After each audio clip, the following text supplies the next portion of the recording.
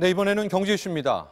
할리우드 영화에 자주 등장하는 미국산 오토바이, 바로 할리 데이비슨입니다. 그런데 이 할리 데이비슨, 트럼프 미국 대통령이 지금 전 세계를 상대로 벌이고 있는 무역 전쟁의 핫 이슈로 등장했습니다. 사실 트럼프가 지난 3월 무역 전쟁을 경고하며 큰 소리를 칠 때까지만 해도 미국의 힘에 눌려서 모두가 고개를 숙일 거라고 생각했는데 최근 돌아가는 모습을 보면 전혀 그게 아닙니다. 자, 이 사진은 바로 지난해 트럼프가 할리 데이비슨의 경영진을 백악관에 초대한 모습입니다. 이 할리 데이비슨, 고급 오토바이의 대명사로 지난 100년간 미국의 파워를 상징하기도 했죠. 트럼프 스스로도 미국 제조업의 기둥이다라는 찬사를 보냈고요. 그런데 최근 하루 이틀 사이에 트럼프는 트위터에서 할리 데이비슨의 악담을 퍼붓고 있는데요. 가장 먼저 백기투항했다는데 놀랐다. 절대 해외에 공장을 세우면 안 된다. 모든 게 끝장날 것이다. 그리고 직원과 고객들은 매우 분노하고 있다. 바로 이 할리 데이비슨이 미국에 있던 일부 공장을 해외로 옮기겠다고 하니까 트럼프가 발끈한 겁니다. 자, 그렇다면 할리 데이비슨 왜 갑자기 공장을 옮기려고 하는 걸까요? 할리 데이비슨은 이 작년에 미국에서 오토바이 15만 대, 그 다음 유럽에서 4만 대 정도를 팔았습니다. 유럽 사람들이 제2의 고객인 것이죠. 그런데 올 초 미국이 유럽산 철강과 알루미늄에 대해서 높은 관세를 매기자 이 EU도 미국산 제품들의 보복 관세를 매겼는데 바로 할리 데이비슨의 불똥이 튄 겁니다.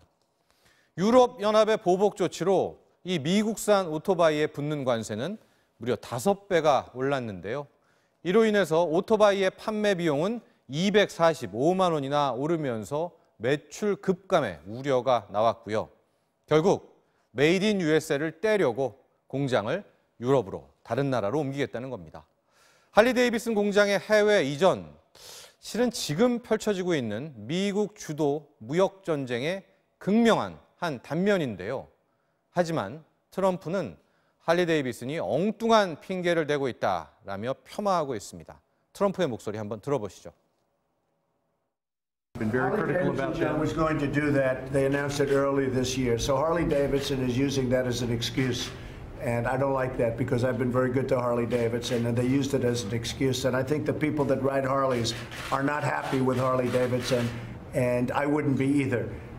But mostly companies are coming back to our country. And just remember, we're the bank. We're the bank that everybody wants to steal from and plunder. And it can't be that way anymore. 트럼프 대통령, 아마도 관세 폭탄을 무기로 이 세계를 강력하게 몰아치면 중국이나 유럽 등이 무역 전쟁에서 항복할 거라고 생각했겠지만 막상 뚜껑을 열고 보니 지금 상황은 아주 다른데요. 유럽은 반격하고 중국도 전투 태세를 갖추고 있습니다. 시진핑 중국 국가주석, 서양에서는 왼쪽 뺨을 맞으면 다른 쪽 뺨도 내놓는다고 하지만 우리는 주먹이 날아간다. 이렇게 맞불을 놨는데요. 미국과의 무역 전쟁에서 결코 물러서지 않겠다는 겁니다. 홍콩 언론에 따르면은 이 장기전을 대비하라면서 류허 부총리가 끝까지 갈 각오를 하라라는 발언도 했다고 합니다. 자, 이런 상황에서 트럼프가 만지고 있는 또 다른 카드, 바로 자동차와 IT 분야의 관세 폭탄을 또 투여하는 겁니다. 유럽산 수입 자동차에는 20% 관세를 물리고요. 중국을 겨냥해선 IT 제품에는 25%의 관세 폭탄, 그리고 여기에 중국 지분이 25% 이상인 기업은 미국 IT 업계에 아예 발을 못 붙이게 하는 조치입니다. 물론 많은 사람들은 이쯤에서 무역 전쟁이 멈춰졌으면 하고 바라고 있는데요. 안타깝게도 그런 조짐은 전혀 없습니다. 자, 그런데요. 잘 보면 이번 할리 데이비슨 사태처럼 미국 자신도 무역 전쟁에서 결코 안전하지 않습니다. 가령 미국이 수입 철강에 관세 폭탄을 때리자 미국 내 철강 수입 가격이 올랐고요.